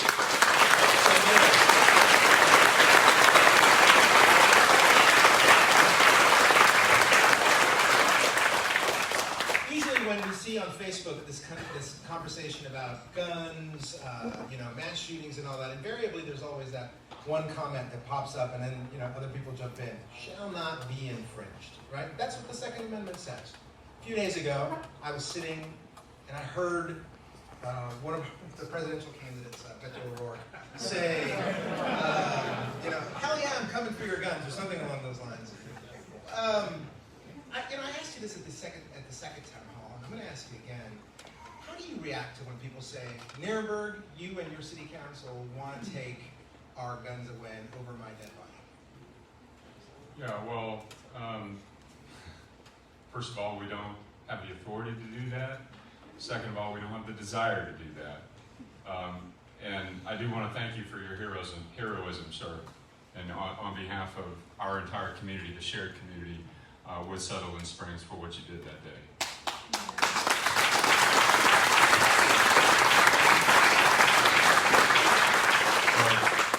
But choosing to have a gun because it's your right to do so is not what's being discussed here. And there are people in our community that choose also not to have a gun, even though they still have that right. And I do want to emphasize this. As the city council talks about how we want to reduce gun violence, whether it's mass shootings, suicides, or the daily deaths that we see that sometimes don't even get reported, it's with the understanding that we are still going to have the Second Amendment. And even if there were folks that didn't want it, we don't have anything to say about that. We're trying to have a conversation about keeping our community safe and maintaining the trust of the public, and also upholding your right that's granted in the Second Amendment. Mayor, you got to live the El Paso tragedy, you got to live the Midland tragedy, the Dayton tragedy, the Sutherland Springs tragedy by way of television and the internet reports. How'd you feel when you heard about the last one, Midland? What was going through your mind, and what were the kind of phone calls you were getting? Well, I had a conversation every time, the thing that we do is we call our counterpart in this other city and just offer, any assistance that we can provide. Obviously, it was more sophisticated and nearby when it came to Sutherland Springs. But it's grief, it's sadness, because, I know a lot of folks here know me as the mayor, but I'm a dad, I'm a neighbor too. And I don't want my son to be going to school having to practice lockdown drills, because this is what's happening in our community. And if I'm going to sit on the sidelines, whether I'm a neighbor, a voting citizen, or as mayor, that's not for me what's acceptable. And so I'm going to do everything I can to continue to have conversations with my neighbors, that's including you, to see where we can find some common ground to get a grip on this violence. Mayor, before you leave, because I know you've got a hard stop now at 7:20, turn around and look at that screen. I asked the question of our friends here, how do you feel after the Sutherland Springs, El Paso, Dayton, and Midland murders? Look at those words, and I'll start with you, Mayor, and then we can move Somebody to the put no different. The elected officials. See anything that surprises you? Is this what you've been hearing in phone calls and visits with your constituents? It's not a surprise, but what I would like to point out is that whether it's the young ladies in the red shirts, it's the folks here on the front row, it's the elected officials, it's the folks in uniform in the back, this is our word choice too. We all start here. And so we're all going to breathe the same air at the end of the day. Let's try to figure out if there's some more common ground in terms of where we can go next. How about that? Got it. Thanks, Typical Mayor. politician fucking We've answer. got Thank you all another very much. commitment, but we're going to stick around. We're going to keep talking. And so the same question is coming your way to you three, but you, sir, what's your name? Mark McGlynn. Mark, where are you from? I'm one of your constituents. I'm right down the road. Okay. Can I ask them? Mayor, can I ask you something? Mayor Nuremberg, I have a question for you. Can any citizen, if they want to give up a gun, and they just go to a police officer, go to the precinct and give it up? They had a guy in Austin. He gave up an AK. He wanted to get on the news, or whatever, so he gave up his gun. Anybody can do that. They don't have to spend taxpayer money for them to go give up the gun. If they don't think that they should have it, they should just go to the police. I appreciate you asking me a question you already knew the answer to, so thank you for giving me the answer. But what I would tell you is that what's talked about here is to augment that. And I'm glad if somebody's going to give up their gun because they don't want to use it anymore, I'm glad it's going to go to somebody in law enforcement. Yeah, so I guess what's the question? Can they go to a pawn shop and sell it? The gun is not evil, it's the people behind So the gun. It's what I would say is that, it's not the gun. yeah, no, I appreciate that. So what's being proposed is not to use taxpayer dollars for this voluntary buyback. That's part one. But I will also tell you that the statistics bear out. Over the last 20 years, there has been 3.5 million sales, illegal sales, of firearms. The conversation that we should start with, I believe, that's agreed to by Republicans and Democrats and even libertarians at the state and federal level, is let's get some universal background checks and red flag laws so people who shoot this stuff forget them. Are you talking about it like, let's say you want to give your gun to your brother or your cousin or something. You're talking about universal? I mean, that's a whole different ballgame. That's Make sure that there's a universal protocol for background checks so there's no more illegal sales of firearms. well, what constitutes an illegal sale? Drugs are illegal. So, here's the thing. That is an example of us needing to move on. I promise you we're going to try to answer this question some more, but I did give him a hard stop at 7:20, okay? So here's another set of questions. And the mayor just mentioned red flag laws and universal background. So I'm going to ask one of you guys to tell me, what do you think about that? But, Ray, you saw that list of words, right? Where were you when Midland played out? And what did you think when you first got the news? Well, the first I heard of it, my wife ran up to me in a frantic because her brother lives in Odessa. And she said, I'm calling Joe, and he doesn't answer. And have you heard what happened? I said, no. What happened? She told me her version of it.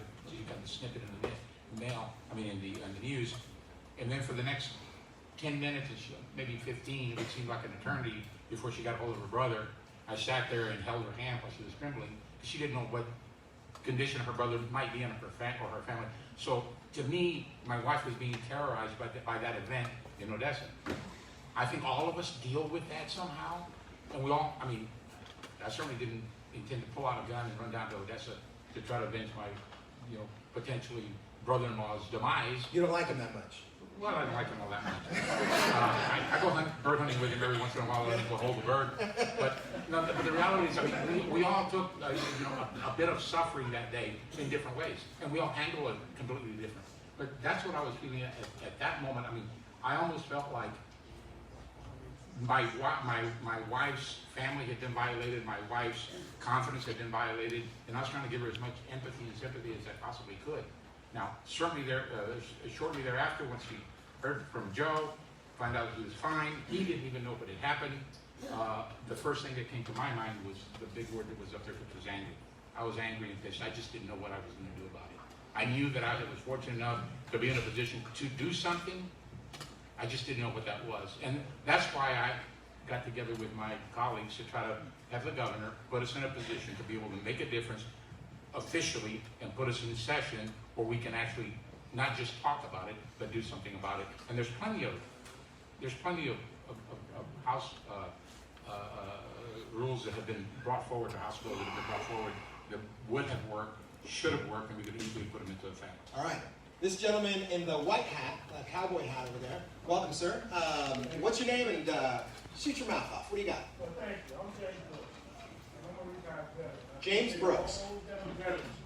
All those that are veterans here, I appreciate your service. I thank you, my brothers and sisters in the military.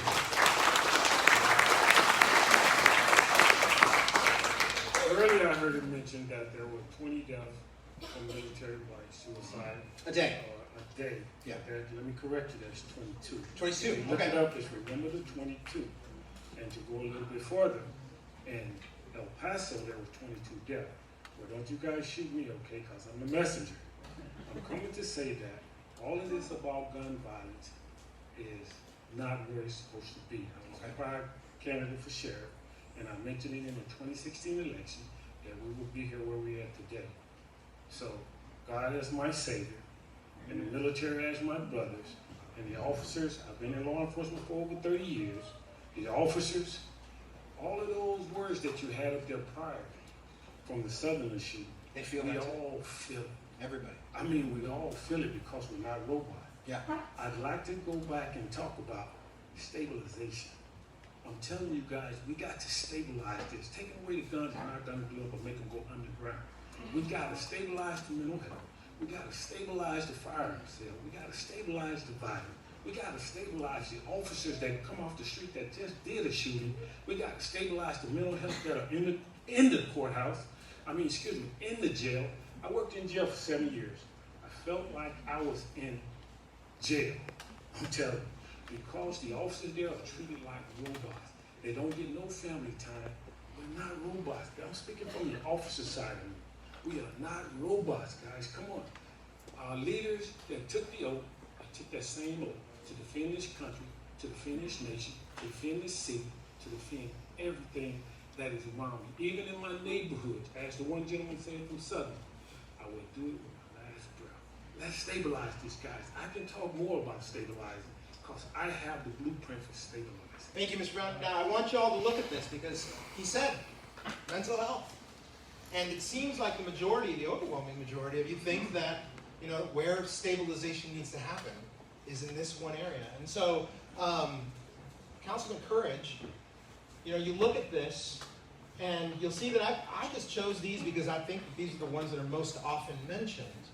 But, you know, mental health issues in San Antonio, do you feel like we in San Antonio are making the right investment in the right amounts and in the right direction when it's concerning mental health? No, I don't think we have, but I think we need to. And that really is part of what we're talking about when we talk about reducing gun violence. Buying guns back and getting them off the streets is one thing, but we're also working on mental health and trying to go ahead and develop more mental health capacities and services to people throughout San Antonio from the city side. The city years ago kind of turned over a lot of that authority to the county. And of course, the state has a big part of that through the Center for Healthcare Services. But the city is making a commitment to protect families and children. That's a major part of our budget this year. And a big part of that is working on mental health and helping young people in schools cope with the problems they face, whether it's at home or at school. So I think that we're looking at part of the problem of mental health, and we're trying to address that, and we will address it more. And there's more that this community can do. A lot of it, though, is education, and that means you and I talking to our neighbors and understanding the differences that we may have and trying to communicate more effectively with one another. Maybe that'll help, but mental health is definitely something we're committed to improving in the city. Gentleman who's had his hand up since the beginning. Right here, come on, stand up. What do you got? What's your name? Kyle. Kyle? Meet Kyle. Hey, Kyle. Thank you for keeping your promise. My hands are big time. So I do have a question regarding the buyback program, because that seems to be getting a lot of traction. So really, it's a two-part question. First one is, where is the money coming from for these? Good question. John, that's Jada. Which one do you want that? Jada, why don't you? So it's coming from the Asset Forfeiture Fund, which is a fund that the police have when they are confiscating drugs, drug money, things of that nature. So it's not coming from the actual taxpayer's pocket. It's coming from that pot of money that they have there to use for combating crime and crime initiatives. Okay, thank you. Taking the money from the criminals to buy back guns. We hope for law. Which is illegal in itself. We won't be using cash Right. to do this at all. There's not going to be a cash exchange for a weapon. So just as a point of clarity, you're taking funds from the police that they gain from what? From criminal elements? Yeah, from the seizure of drug money, from the seizure of stolen property and all that was not able to be returned. And where were those funds going before talks of this buyback? Well, currently we have a $2 million reserve over the last few years that has been unspent. We're only going to tap about 20% of that reserve fund to use for this. The other 80% is up to where the chief and law enforcement feels like it needs to be used. Very good. Okay, thank you very much. Kyle, so I do have you. one more question. Okay. This is the second part of it, and I first want to state I think everyone here will agree that the intentions behind the program are spot on. My second question is, to your knowledge, have there been any other buyback programs that have been successful? So there have been a few that have been successful. Define success. So some cities have been very specific in the weapons that they've asked for. So if you brought in either like broken guns or things of that nature, they gave you maybe a coupon to go get pizza or something of that nature. If you brought in anything of higher caliber, then they would give you either, at that time, the sources they were using were cash. And what we are proposing is anything of high caliber, then you would be able to get either a gas card, a food card, or you can donate those funds back to an after-school activity. These are all of the things that we are still in the process of working out. This is just a thought process, so we do need more information and commitment of the things that we can do as we go along into looking at this. Again, it's really voluntary. We're not asking anyone to do it specifically. All right, let me add where the successes have been. Boston, Massachusetts has had success. Los Angeles, as a matter of fact, it's been so successful that they completely do it. Yeah, Compton's real safe. But they do it every year, because every year they get more guns off the street. So how do you measure success? Like I said, This old fuck. Every gun that comes off the street that does not get... The zombie. You have to laugh at the man presenting his youth. He doesn't laugh at you. Have some respect. We're not lying to him. Thank you, John. There have been other cities too. Okay. This gentleman right here with the glasses, and I'll get to you in the time, sir. Yeah, and then we'll talk to you. I feel like I have this big long thing prepared, but Not again. It's pretty much pointless now. I want to address the red flag laws. Yeah, we talked about I feel like that was glossed over. A few years back, I read this book, The Aquariums of Pyongyang. Good book. It's on North Korea and what all happened. A very esteemed political family was informed on by someone else that did not like them. The family was broken up and sent to hard labor camps. State rep, you just said you're not the biggest fan of your brother-in-law. You make him hold the bird when you go hunting, right? I said that. I said right? What if somebody took that as a threat towards your brother-in-law, and now police are knocking down your door with no warning, coming to take your gun? Is that fair? Of course not. No, it's not. But that's how red flag laws work. That is exactly how they work. That's how they work in, I believe it was. I would agree with that. It would work that way, but I don't think that that's certainly the intent. I think you know that. Well, no, I know, like, the intent of all laws is to provide safety, but the road to hell is paved with great intentions. Okay.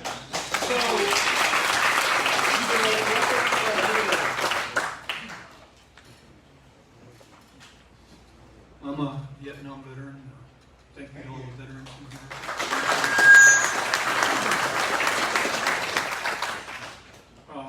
Part of the reason I went in the military was to defend constitutional rights, and whether we want to admit it or not, the Second Amendment is included, just like the First Amendment, all other amendments.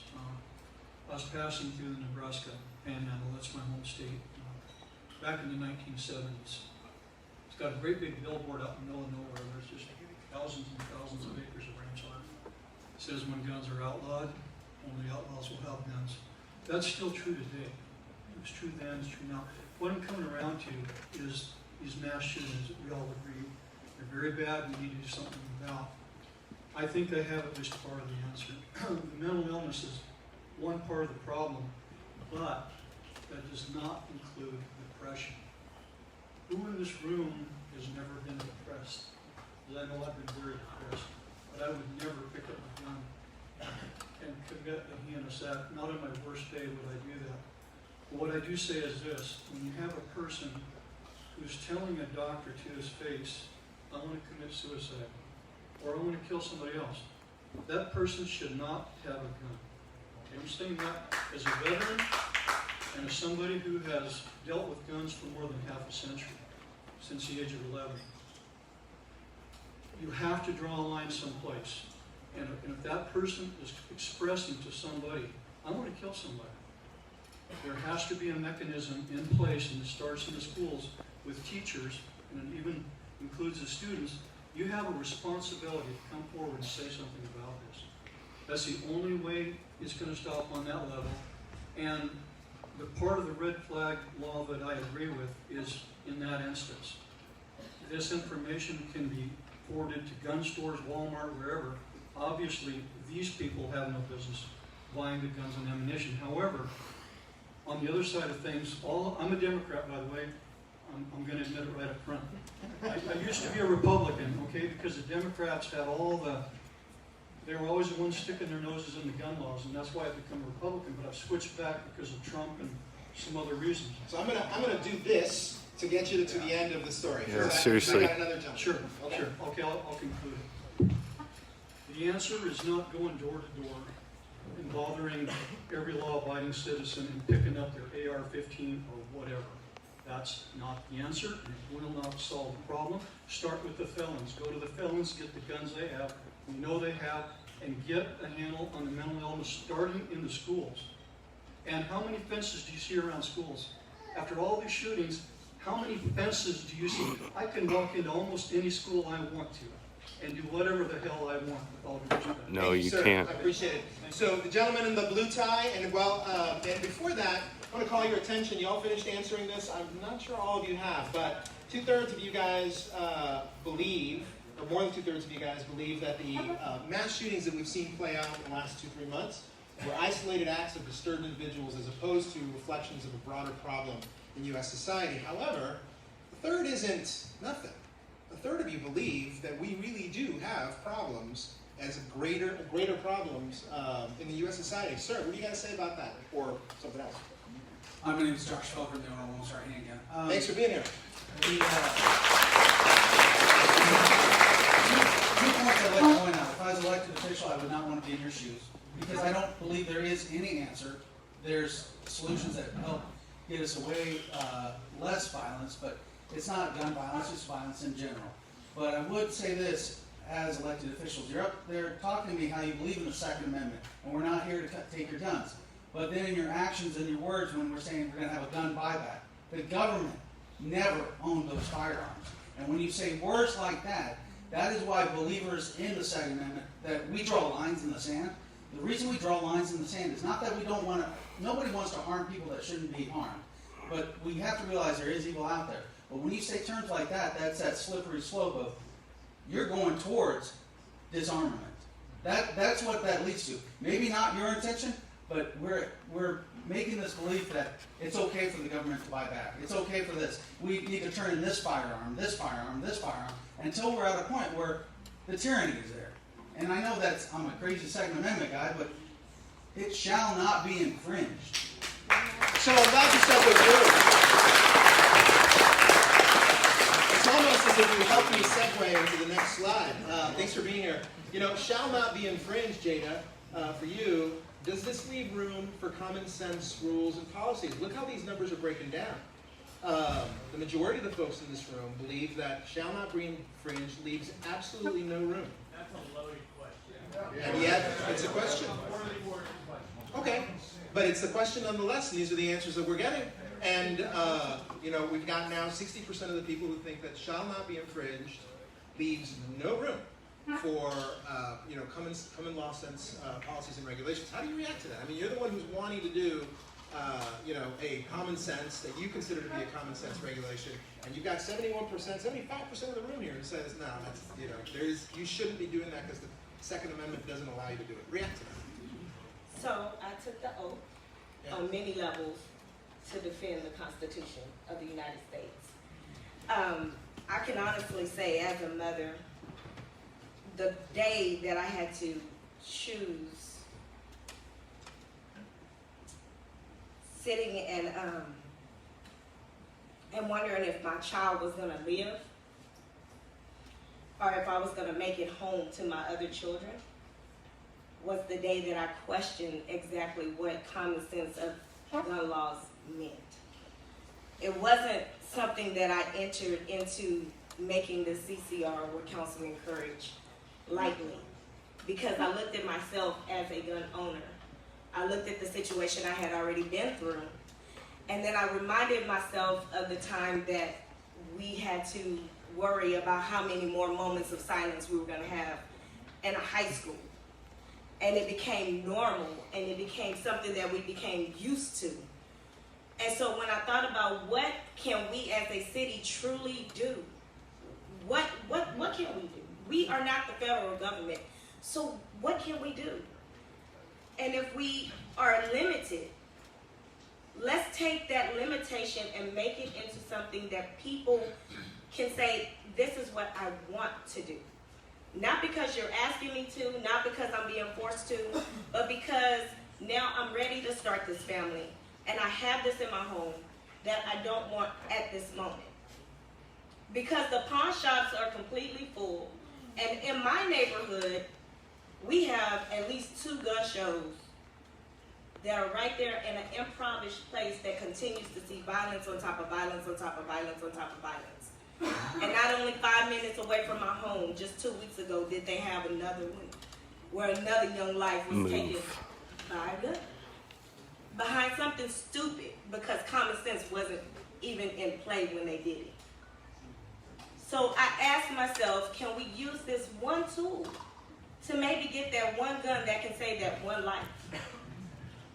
Because it's not something that will truly just solve everything. We have no way of doing that. But we can do something.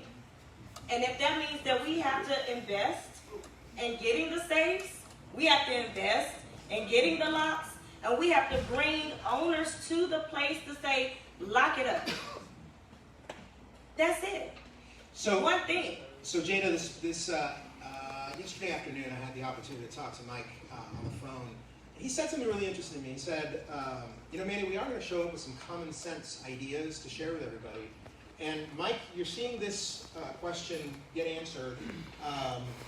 Almost everybody's already chimed in, but the majority of people think that elected officials, or the majority of people in this room think that elected officials have absolutely no impact and no ability to prevent or mass shootings. Do you agree with that? And if you don't, why? And what are these common sense ideas that you've got? Somebody give him the mic.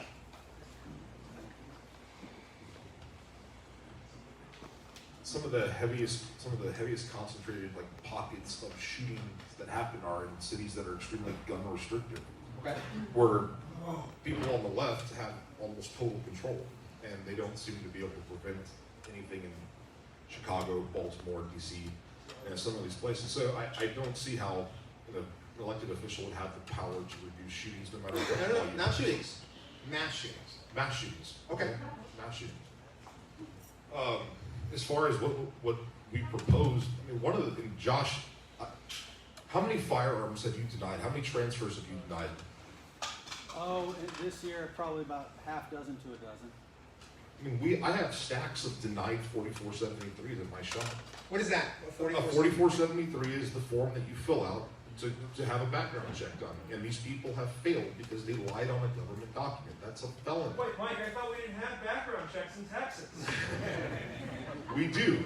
We absolutely have background checks in Texas. And we are, by law, we have to conduct those. I have stacks of denied 4473s, yet no one has ever come to follow up on that. And that's a felony. That's a person who is lying to acquire a gun illegally. That's a felony. Why aren't we going after those people? We're talking about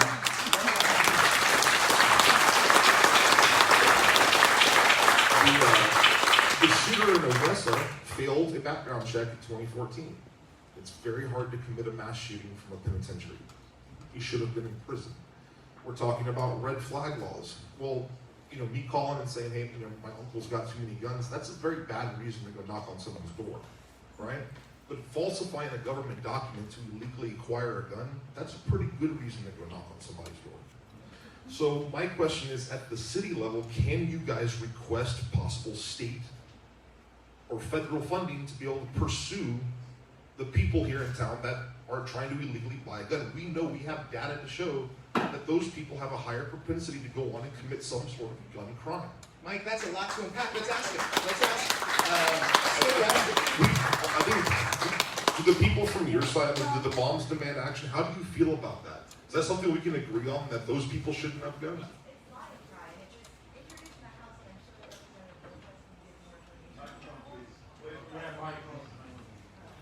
Hey y'all, Councilwoman Sullivan's got another event. Thank you for coming, Councilwoman. What do you think? So what you're referring to is actually a bill in the House this past session, in the 86. It's Lion Tribe. And it was, they wanted to have a state law that mirrored the federal law so that state law enforcement could then pursue those. It didn't pass, it died in committee. So, State Rep Lopez, you heard Mike. I think everybody in this room agrees. People who lie on federal forms and state forms are committing a crime and should be investigated. The stacks of his, 4473s, the stacks of these forms should be looked into. Why is Texas so lackadaisical and uninterested in looking at that, really what is a common sense solution, which is start with the lowest hanging fruit? What do you think? Well, absolutely, the state needs to not only require it, but then we also have to go take the next step, and that's to fund it, make it happen.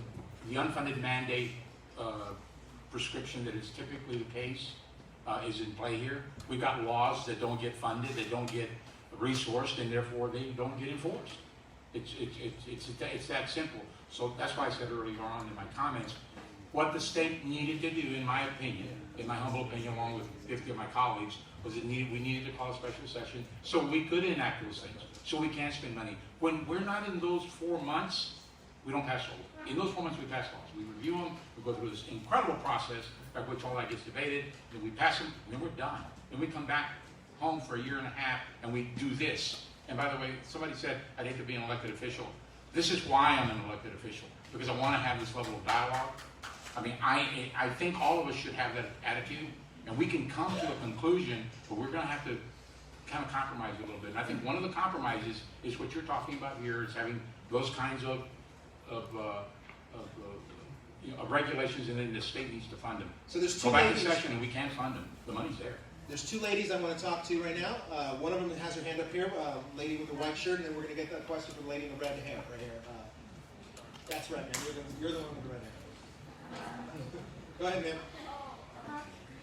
Hi guys, my name is Lola. First, I want to kind of establish a common ground that I have with a lot of y'all. I grew up around guns. There are guns in my house. I've gone hunting. I shoot ski.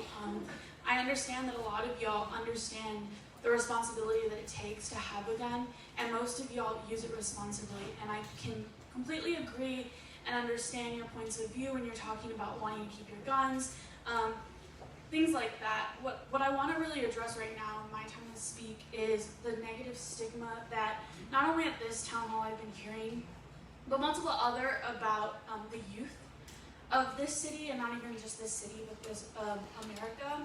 And I want to start with the idea that a lot of people are comparing us to what adults were like when they were our age. You know, something Kyle said it earlier today. You know, when I was 15, your experiences as adults are very, very different from the youth of today.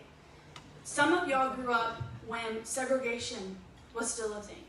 Some of y'all grew up with the idea that, like, it was, you had to be quiet, you know, you don't want to cause a stir. And were y'all like the reasons for any faults in the world? No. But I want to address this idea that when you are our age, but you're not us right now. You know, we are involved. The idea that we use social media a lot comes into like play with our idea that we're not responsible, or that we can't have a voice, or what we're saying kind of gets jumbled with an idyllic way of thinking. We understand what we're saying, what we're talking about. Maybe not in the scope in which you do, because you have more life experience, and we're not saying that what adults say are bad or what adults say is illegitimate.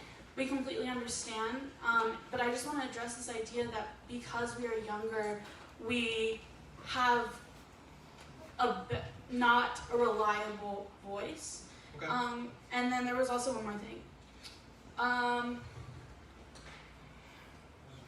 Oh yeah, the lack of funding for after-school programs. I know that was also something that we were talking about. A lot of the programs that are available for us don't cost anything to us, and however, I do understand that it does cost money to fund these programs, and that is a completely legitimate concern. Would I love more funding for all of the programs I'm in? Yes, definitely.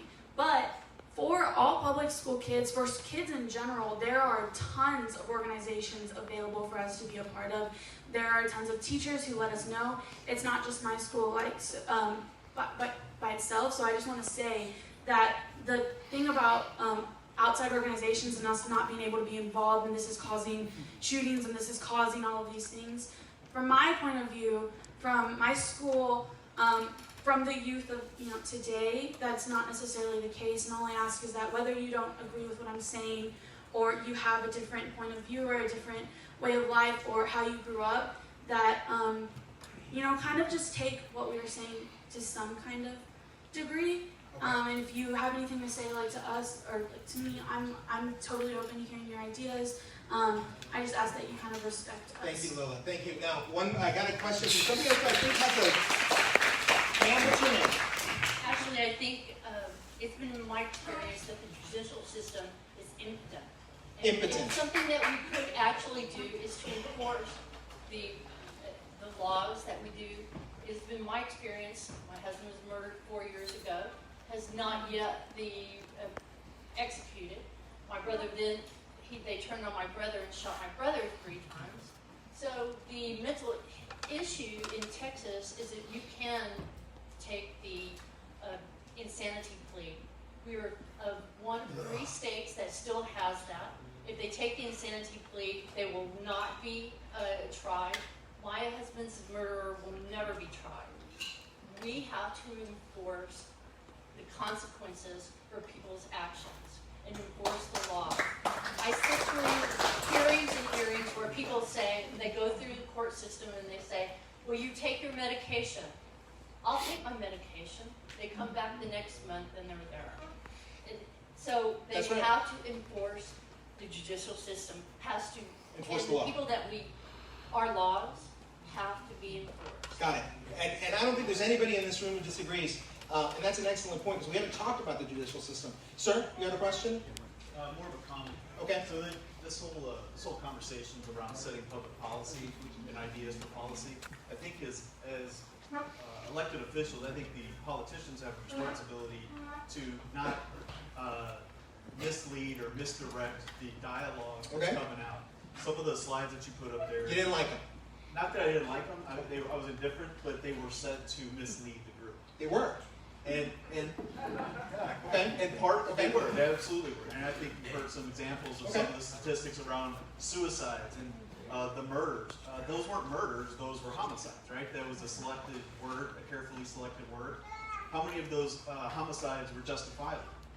How many of those were police shootings? So the point is I think when these people do these mass murders, when they try to manipulate the society, politicians are too eager to jump up and use these issues to foment fear and try to establish more policies, more laws, more controls over people. That's all I have. Thank you. Thank you for that. Mr. Courage. You heard it here. You showed up a little bit to foment some fear, and you showed up to mislead. And how do you react to that? Just to respond to that, the last thing I want is people in our community, in my neighborhoods, to be fearful.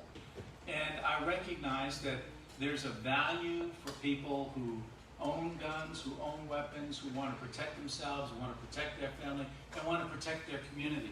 As a matter of fact, I was thinking a while ago, if I was somewhere and there was some kind of shooting take place, I'd probably love to have one of you guys right nearby, or one of you gals, to make sure I was protected, because I don't own a gun.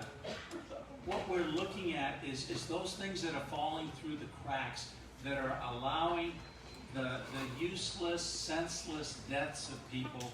And if we can make people safer, then that is a responsibility of your city government. And I think that this gun buyback program will help make some people safer. And it's not an effort to deny anyone their rights. It's an effort to try and make people safe in the community. So, folks, the problem that we've got is that we've been here for 2 hours. We were scheduled for a little earlier to end, but we've stretched it out because the conversation got good. Here's what's clear to me. This conversation can't stop here. There's a lot more that people want to say. Look at all the hands that are still up, right? I made you some promises at the beginning of this event. I told you that some of you were going to be frustrated that your hands stayed up and your questions didn't get answered. Some of you, I promised, were going to hear things you didn't like. Some of you were going to hear things that you agreed with. Some of you were going to get a little angry. Some of you would, get frustrated with us. I think I've kept every single one of my promises. And I do want to make sure that nobody says, I didn't get the last word, right? I wanted the last word. So I've nominated our friend Mike MIHALSKI from Sons of Liberty Gun Works. Mike, you got the last word.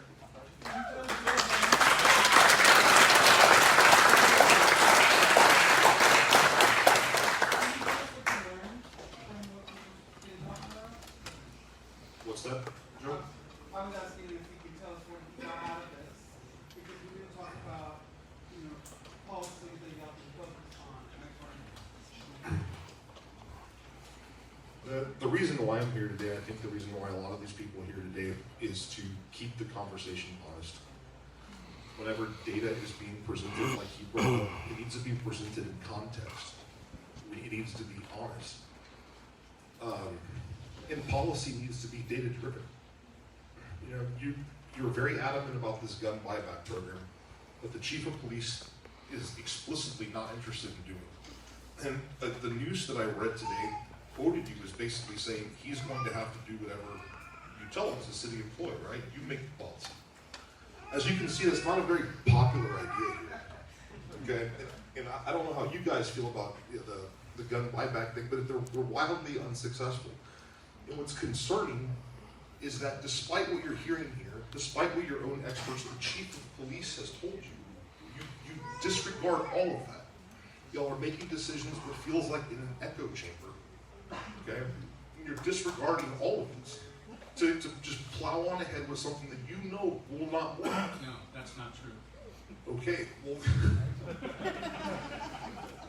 we have a lot of evidence to show that they are very, very ineffective. And that $250,000 or $400,000 you intend to spend, most agencies spend that stuff on equipment and training for or asset warfare. I know this because I saw it. So that $400,000 or however much you're proposing, it's going to have to still come from somewhere. There's still equipment and training and things these guys need. That is a much more reasonable investment of that money, is making sure these guys have the tools to do their job. Amen. Yep.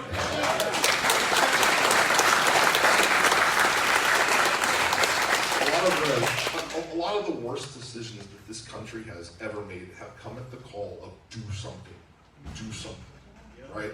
The Japanese bombed Pearl Harbor, so we stick all the Japanese Americans in an internment camp, right? Do something.